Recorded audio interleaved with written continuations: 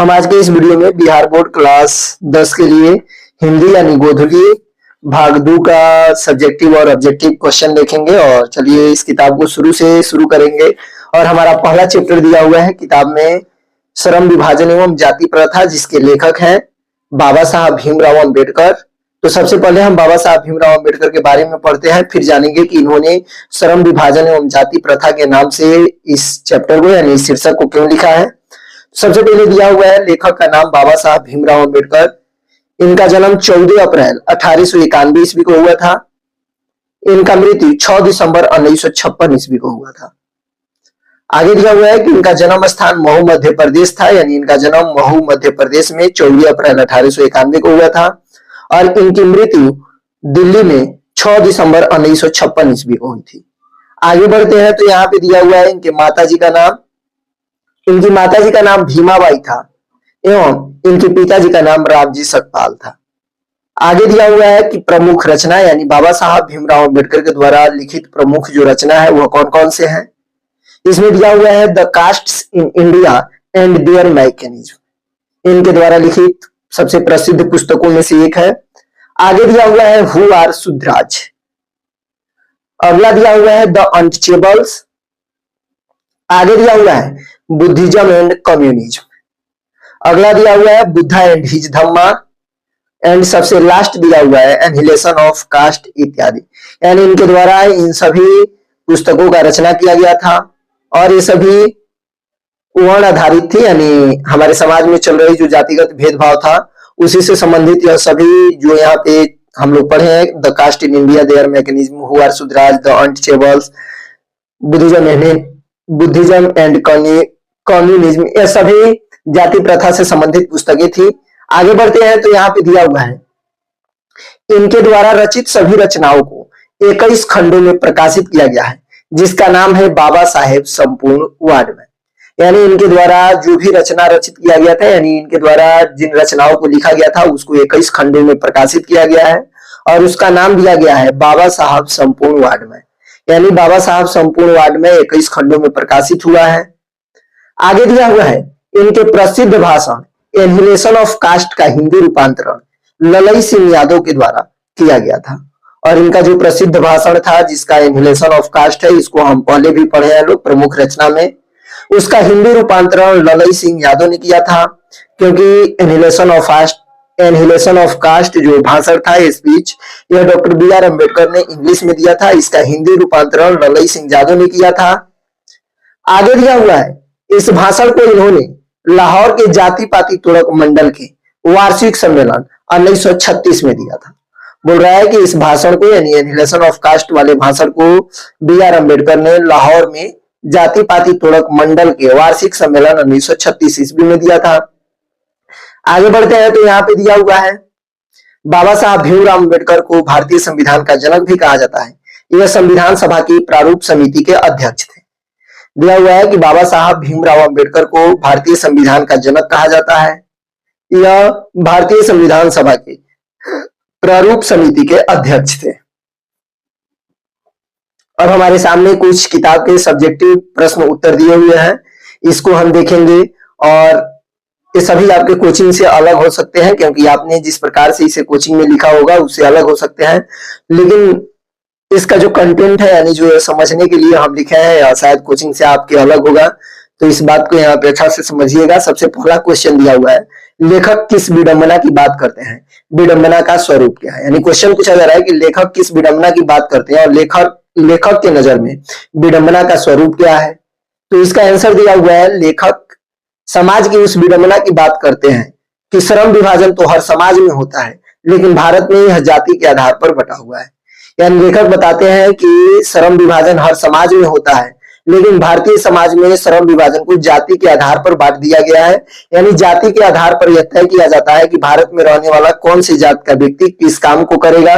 लेखक के नजर में विडंबना का स्वरूप यहाँ पे दिया हुआ है, हमने इसको बिंदु वार करके लिखा है, यानी अलग अलग खंडों में बांट के लिखा हुआ है। दिया हुआ है यहाँ काम का नहीं बल्कि लोगों का विभाजन कर दिया गया है। लेखक बताते हैं कि भारत में काम का नहीं बल्कि लोगों का विभाजन कर दिया गया है, वो भी जाति के आधार पे। आगे दिया हुआ है यानी व्यक्ति को अपनी योग्यता से नहीं बल्कि जन्म से काम मिलता है। यही सबसे बड़ी विडंबना है। लेखक बताते हैं कि व्यक्ति को अपनी योग्यता से नहीं बल्कि उनकी जाति से उनको काम दिया जाता है। यही सबसे बड़ी हमारी समाज की विडंबना है। अगर आपको एक लाइन में उत्तर देना है इस क्वेश्चन का तो लिख सकते हैं, श्रम का नहीं मनुष्यों का विभाजन ही विडंबना का स्वरूप है। यानी लेखक के नजर में श्रम का नहीं बल्कि मनुष्यों का विभाजन ही विडंबना का सबसे बड़ा स्वरूप है। आगे बढ़ते हैं तो दूसरा नंबर क्वेश्चन दिया हुआ है, जातिवाद के पोषक उसके पक्ष में क्या तर्क देते हैं। यानी जो जातिवाद के पोषक है, जो जातिवाद को मानने वाले लोग हैं, वह जातिवाद के पक्ष में अपना क्या तर्क प्रस्तुत करते हैं। क्वेश्चन है यहाँ पे दिया हुआ है, जातिवाद के पोषक कहते हैं कि जाति प्रथा से समाज में व्यवस्था बनी रहती है। लेखक बता रहे हैं कि जातिवाद के जितने भी पोषक हैं उनका मानना है कि जाति प्रथा से समाज में व्यवस्था बनी रहती है। यहाँ पे बिंदु में करके दिया हुआ है, उनके तर्क हर व्यक्ति को पहले से काम तय रहता है इसलिए भ्रम नहीं होता है। और जातिवाद के पोषकों का तर्क है कि हर व्यक्ति को पहले से काम तय रहता है, जो जिस जाति में जन्म लेता है उसके पूर्वज जिस कामों को कर रहे होते हैं उसी काम को करने के लिए उसके पास अधिकार होता है। आगे दिया हुआ है, इससे समाज में अस्थिरता और अनुशासन बना रहता है। और जाति प्रथा से समाज में अस्थिरता और अनुशासन बना रहता है, ऐसा जातिवाद के पोषकों का कहना है। लोग अपने अपने काम में निपुण हो जाते हैं। आगे दिया हुआ है, अगर आप एक लाइन में इस क्वेश्चन का उत्तर देना चाहते हैं तो लिख सकते हैं, वे कहते हैं कि जाति प्रथा समाज को व्यवस्थित और स्थिर बनाती है। यानी जातिवाद के पोषक कहते हैं कि जाति प्रथा समाज को व्यवस्थित और स्थिर बनाने का काम करती है। आगे बढ़ते हैं तो दिया हुआ है प्रश्न नंबर 3, जातिवाद के पक्ष में दिए गए तर्कों पर लेखक की प्रमुख आपत्तियां क्या है। तो इसका सही उत्तर होगा, लेखक जातिवाद के पक्ष में दिए गए तर्कों से सहमत नहीं है। यानी जो डॉक्टर बी आर अम्बेडकर है यह जातिवाद के पक्ष में दिए गए तर्कों से सहमत नहीं है। इन्होंने अपनी क्या क्या आपत्तियां जताई है उसको देखेंगे।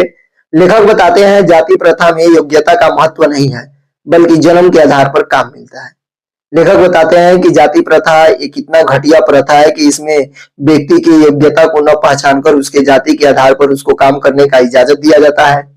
आगे दिया हुआ है, यह व्यक्ति की स्वतंत्रता और प्रगति को रोकती है। लेखक बताते हैं कि जाति प्रथा समाज का इतना हानिकारक पहलू है कि अगर कोई व्यक्ति स्वतंत्र होकर अपने मन से किसी काम को करने की उपेक्षा रखता है तो वह उसको रोकने का काम करती है। इससे समाज में भेदभाव और ऊंच नीच बढ़ता है। लेखक बताना चाहते हैं कि जाति प्रथा से समाज में ऊंच नीच और भेदभाव बढ़ते जाता है। आगे दिया हुआ है, यह समाज को कमजोर और असंगठित बनाती है। यानी लेखक बता रहे हैं कि जाति प्रथा समाज को कमजोर और असंगठित बनाती है। अगर आप एक लाइन में उत्तर देना चाहते हैं तो लिख सकते हैं, जाति प्रथा व्यक्ति की योग्यता, स्वतंत्रता और समाज की एकता के खिलाफ है। आगे बढ़ते हैं तो दिया हुआ है क्वेश्चन नंबर 4, जाति भारतीय समाज में श्रम विभाजन का स्वाभाविक रूप क्यों नहीं कही जा सकती है। तो इसका सही उत्तर होगा, लेखक के अनुसार जाति को श्रम विभाजन का स्वाभाविक रूप नहीं कहा जा सकता है क्योंकि यह जन्म के आधार पर तय होती है, योग्यता के आधार पर नहीं। लेखक बताते हैं कि जाति को श्रम विभाजन का स्वाभाविक रूप इसलिए नहीं कहा जा सकता है क्योंकि यह जन्म के आधार पर तय होती है, योग्यता के आधार पर नहीं। आगे दिया हुआ है, व्यक्ति को अपने काम चुनने की स्वतंत्रता नहीं होती है। आगे दिया हुआ है, इसमें मनुष्यों का विभाजन होता है, केवल काम का नहीं। बोल रहा है कि इसमें केवल काम का ही विभाजन नहीं होता है बल्कि जाति के आधार पर मनुष्यों का भी विभाजन हो जाता है। अगर आप इस प्रश्न का एक लाइन में उत्तर देना चाहते हैं तो आप लिख सकते हैं, जाति प्रथा स्वाभाविक नहीं बल्कि जबरन और जन्म पर आधारित विभाजन है। आगे बढ़ते हैं तो दिया हुआ है क्वेश्चन नंबर 5, जाति प्रथा भारत में बेरोजगारी का प्रमुख और प्रत्यक्ष कारण कैसे बनी हुई है। तो इसका सही उत्तर होगा, लेखक डॉक्टर बी आर अम्बेडकर के अनुसार जाति प्रथा बेरोजगारी का प्रमुख कारण है क्योंकि व्यक्ति को अपनी पसंद का काम चुनने की आजादी नहीं होती है। लेखक बताते हैं कि यहाँ पर जाति के आधार पर काम थोप दिया जाता है। अगर कोई व्यक्ति उस काम को करने से हिचकिचाता है, अगर वो उससे नहीं हो पाता है तो वह अंततः बेरोजगार हो जाता है। लोग दूसरे काम करने से मना करते हैं भले ही वे खाली हो।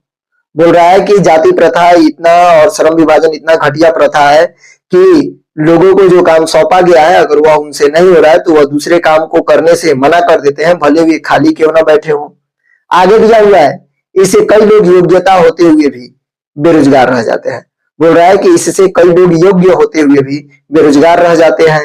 एक लाइन में अगर आप इसका आंसर देना चाहते हैं तो लिख सकते हैं, जाति प्रथा काम की स्वतंत्रता रोक कर बेरोजगारी बढ़ाती है।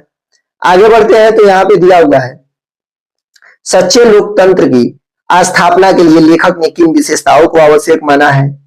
तो इसका सही उत्तर होगा, लेखक डॉक्टर बी आर अम्बेडकर के अनुसार सच्चे लोकतंत्र के लिए हमारे समाज में समानता जरूरी है, स्वतंत्रता होना चाहिए, हम सभी लोगों के बीच जाति प्रथा ऊंच नीच भेदभाव से हटकर भाईचारा का भाव होना चाहिए। अगर आप इस प्रश्न का उत्तर एक लाइन में देना चाहते हैं तो लिख सकते हैं, समानता, स्वतंत्रता और भाईचारा यही सच्चे लोकतंत्र की मुख्य विशेषता है। और आज पहला दिन था किताब वाला वीडियो बनाने का, तो थोड़ा बहुत गड़बड़ हुआ होगा और हमने उतना अच्छा से लिखा भी नहीं है और इसमें बहुत सारे ऑब्जेक्टिव प्रश्नों को हमने छोड़ दिया है। कोशिश करेंगे अगले वीडियो से इन सभी को एक साथ लेकर चलने का। और आपको ये बिंदु वाला आंसर लिखने का तरीका कैसा लगा कमेंट करके बताइएगा। अगर आपको नहीं समझ में आए तो आप अपना सुझाव दे सकते हैं कि बिंदु वाला सही है या पैराग्राफ वाला सही है। फिलहाल मिलते हैं अगले वीडियो में, और आप इस पीडीएफ को डाउनलोड कर सकते हैं, डिस्क्रिप्शन में लिंक मिलेगा, वहां से जाइएगा और उस पर क्लिक कीजिएगा, फिर आपके मोबाइल में खुल जाएगा। वहां पे 3 डॉट दिखाई देगा, ऊपर 3 डॉट पे दाब के आप डाउनलोड के ऑप्शन पे दाब के क्लिक कर सकते हैं, दाब के डाउनलोड कर सकते हैं। फिलहाल के लिए बाय। गर्मी बहुत तेज है, इसीलिए थोड़ा मुंह से उल्टा सीधा बात निकल जा रहा है।